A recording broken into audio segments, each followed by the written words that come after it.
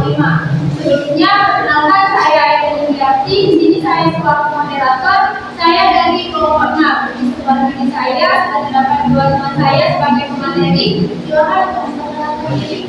Kenalkan, nama saya Edi Yati dari kelompok 5 sebagai pemateri pertama. Perkenalkan, saya Ibu Satuna. Saya dari kelompok 5 sebagai pemateri kedua. Baiklah teman-teman, dimohon untuk memperhatikan materi yang akan disampaikan. Materi pertama akan disampaikan oleh Dia Trianti. Kepada dia kami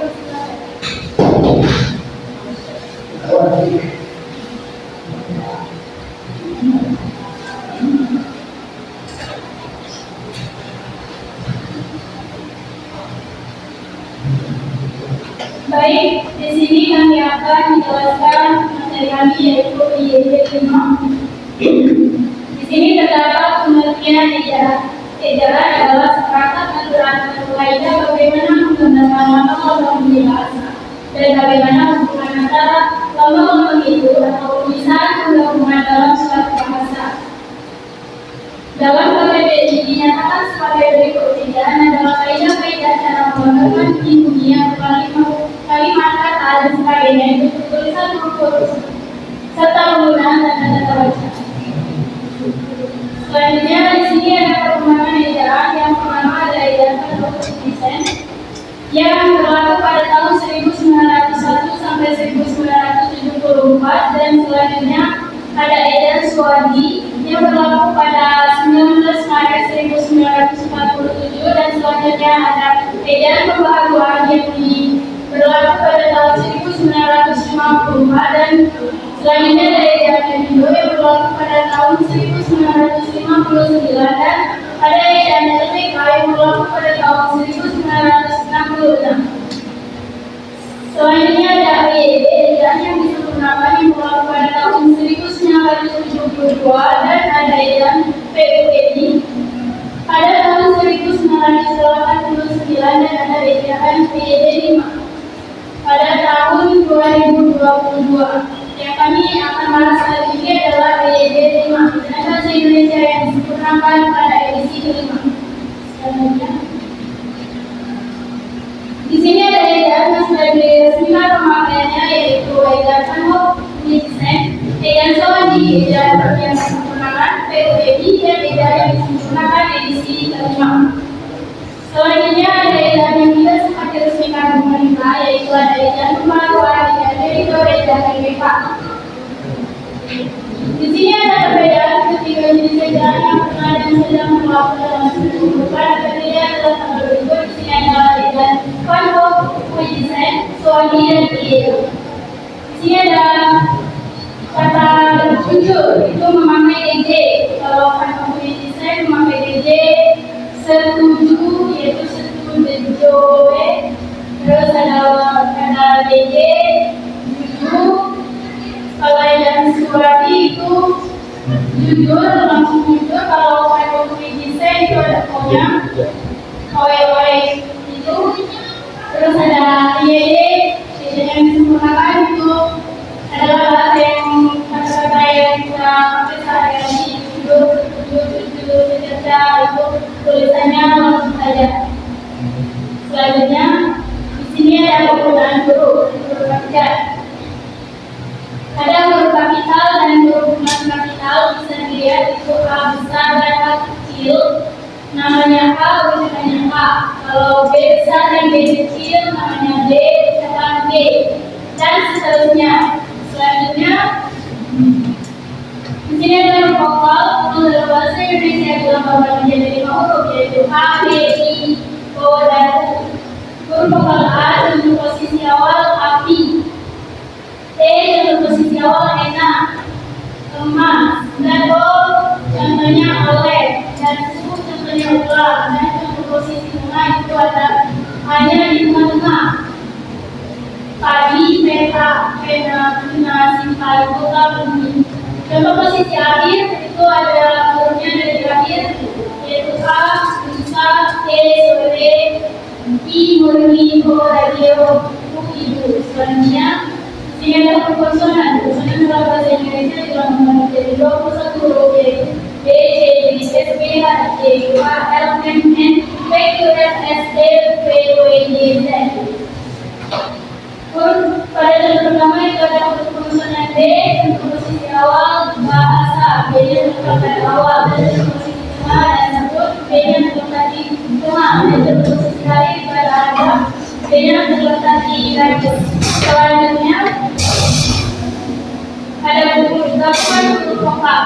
Mohon dalam bahasa Indonesia dilambangkan dengan gabungan huruf vokal yaitu diplom dalam bahasa Indonesia dilambangkan dengan gabungan huruf vokal A, I, A, U, E, I, dan O, I. Bisa dilihat contohnya. Selanjutnya di sini ada gabungan huruf konsonan K, A, B, Y, dan S, Y melambangkan satu bunyi konsonan, yaitu gabungan huruf konsonan K, A. Contoh posisi awal itu khusus, itu ada belakang di depan, dan contoh posisi tengah itu akhir di tengah, dan contoh posisi akhir itu tarik di akhir. Sini ada huruf kapital digunakan sebagai huruf pertama awal kalimat. Huruf kapital digunakan sebagai huruf pertama, dan huruf kapital digunakan pada awal kalimat dalam pembicaraan langsung. Huruf kapital digunakan pada nama agama, tersuci dan Tuhan, termasuk sekitar dan kata dari Tuhan, kita serta nama Tuhan. Dan huruf kapital digunakan sebagai huruf pertama seperti pada nama bangsa, seperti bahasa dan masalah. Di sini ada huruf miring. Huruf miring digunakan untuk menuliskan di buku, judul film, judul lagu maupun judul acara televisi, judul sinar, judul logo dan nama media massa yang tertib dalam tulisan termasuk dalam daftar pustaka. Misalnya, saya sudah menulis salah asuhan karena artikel salah asuhan itu hurufnya miring. Saya perintah itu muncul dalam surat kabar itu hurufnya miring. Selanjutnya huruf dua. Huruf dua itu nama menggunakan cara latihan tulisan yang sudah ditulis miring. Misalnya kata dalam merupakan kata berat berarti tidak, dan itu ditulis dengan huruf miring. Selanjutnya tulisan kata dasar tulis secara pendek saja atau diramai sama, itu termasuk kata dasar. Dan kata turunan ada kata berhubungan awalan itu melakukan, mendaki, menanti, mencuci, dan dirancang, diukur. Dan di sini selanjutnya sini ada tulang ditulis dengan menggunakan kata umum seperti kurang itu diartikan seterusnya, misalnya anak berjalan di hati-hati buku cari-cari terus menerus pura-pura. Misalnya kata depan seperti ini ke dari saya di dalam hidupnya itu ini ada segala di gambar itu dimana dia sekarang berada di mana-mana baik itu disimpan di dalam rumah misalnya. Ada partikel luar, K, dan T ditulis sebagai seperti yang dahulunya. Misalnya, kalau permasalahan yang itu diadakan fantasinya dengan bijaksana. Jika kita mendapatkan pun cara seperti sebelumnya.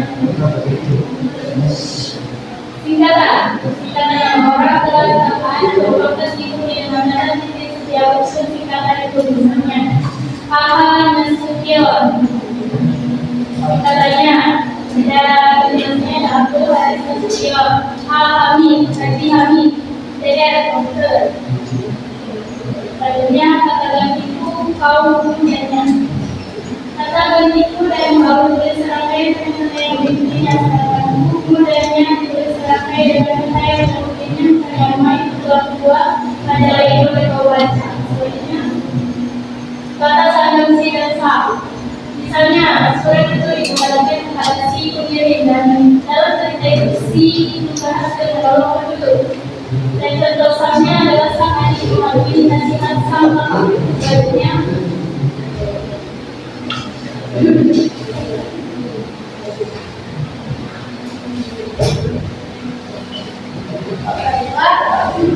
selanjutnya kita akan menjelaskan materi dari materi kedua. Pada materi kami persilakan Baik teman-teman, di sini ada penggunaan tanda baca, di antaranya ada tanda titik. Tanda titik digunakan pada akhir kalimat pernyataan. Contoh, hari ini Adit sangat lapar. Nah, setelah tanda titik itu tidak ada kata lain. Jika kalau ada itu diawali huruf besar. Selanjutnya ada tanda koma.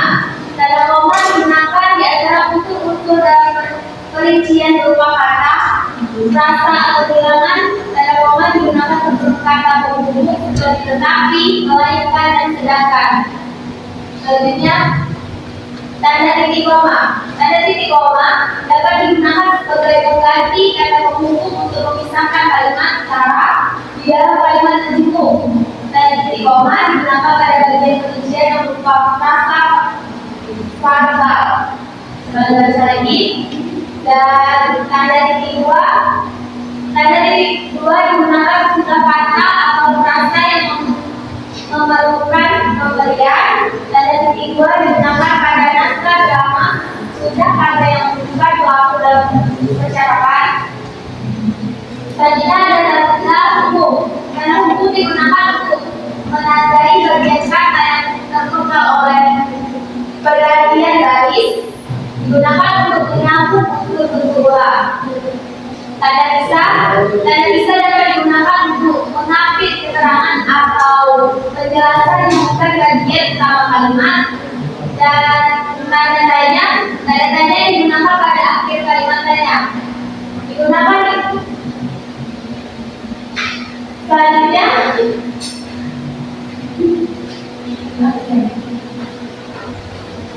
Selanjutnya ada tanda seru.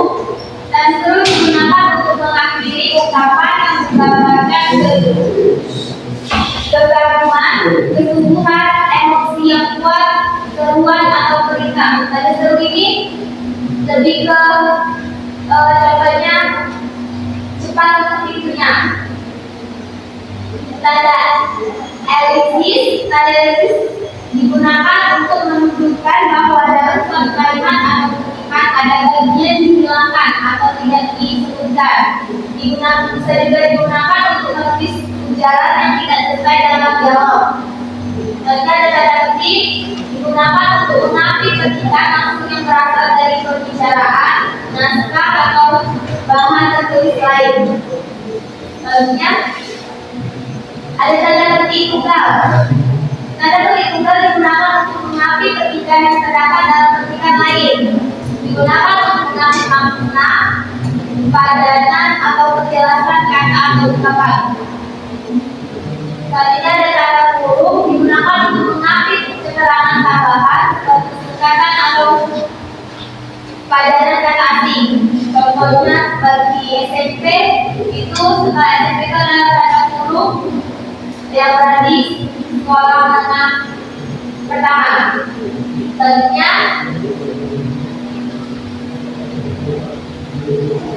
ada tanda kurung siku. Tanda kurung siku digunakan untuk mengapit huruf, kata atau kelompok kata sebagai koreksi atau tambahan atas kesalahan atau kekurangan di dalam naskah asli yang ditulis orang lain. Yang terakhir ada tanda garis miring digunakan pada nomor surat, nomor pada alamat, dan penandaan naskah satu tahun yang terbagi dalam 2 tahun tahun. Tanda apostrof digunakan untuk menunjukkan perhilangan bagian kata atau bagian angka tahun dan konteks tertentu, misalnya dia akan kusurani. Nah, ada itu diberi tanda apostrof.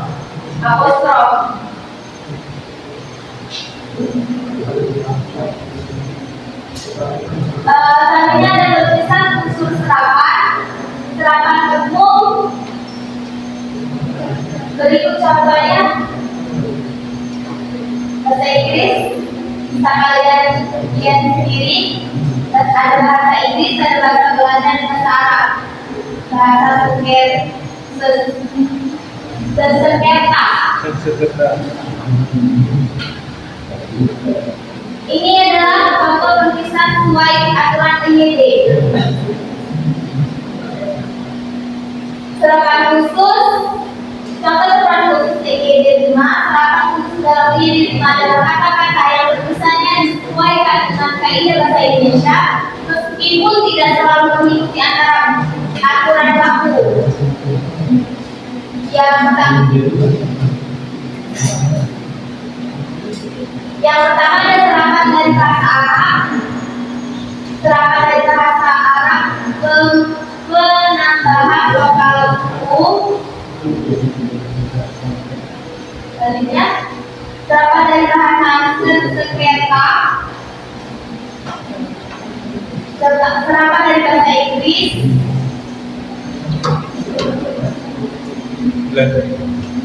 Serapan dari bahasa Belanda. Teman-teman, selesai sudah pemaparan materi dari kelompok 5. Di sini kami membuka sesi tanya jawab. Kami hanya menerima 4 pertanyaan. Kepada teman-teman yang ingin bertanya, silakan angkat tangan dan memperkenalkan nama. Baiklah teman-teman, apakah ada yang ingin bertanya? Kalian?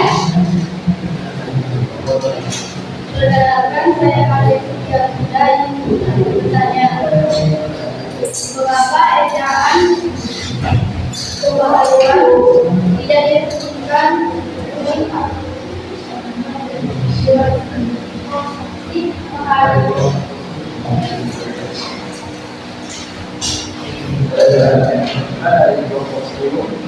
tanya saya untuk ejaan di pada siapa?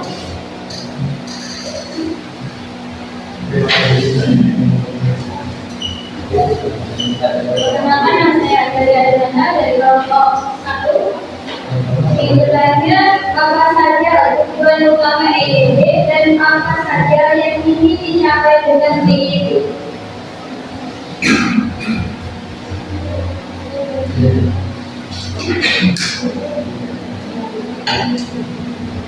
Baiklah, satu pertanyaan lagi. Perkenalkan saya Nanti dari kelompok 9. Apa yang terjadi jika di dalam satu kalimat terjadi salah penggunaan kata bahasa? Terima kasih. Baiklah, terima kasih pada teman-teman yang sudah memberikan pertanyaan. Berikan kami waktu untuk menjawab. Baiklah, untuk pertanyaan pertama, pertanyaan dari kalian akan dijawab oleh media kreatif.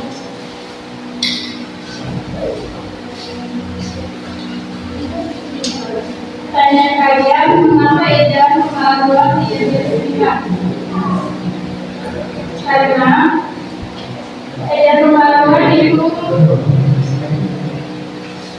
perubahan besar, konsistensi, dan dampak pada pendidikan, identitas bahasa, tidak bisa dan bersifat tidak mudah dipahami. Nah, bagaimana kalian, apakah sudah jelas? Baiklah, pertanyaan kedua, pertanyaan dari Relanda dijawab oleh dia. Pertanyaannya adalah ejaan EYD disebutkan oleh siapa? Jadi ejaan yang disempurnakan itu ditemukan oleh sebuah tim yang dibentuk oleh pemerintah Indonesia yang dipimpin oleh Prof. Hatim, merupakan seorang ahli bahasa Indonesia. Bagaimana menurut Bapak? Sudah jelas? Pertanyaan selanjutnya, pertanyaan dari Adelia akan dijawab oleh Mas Sabrina.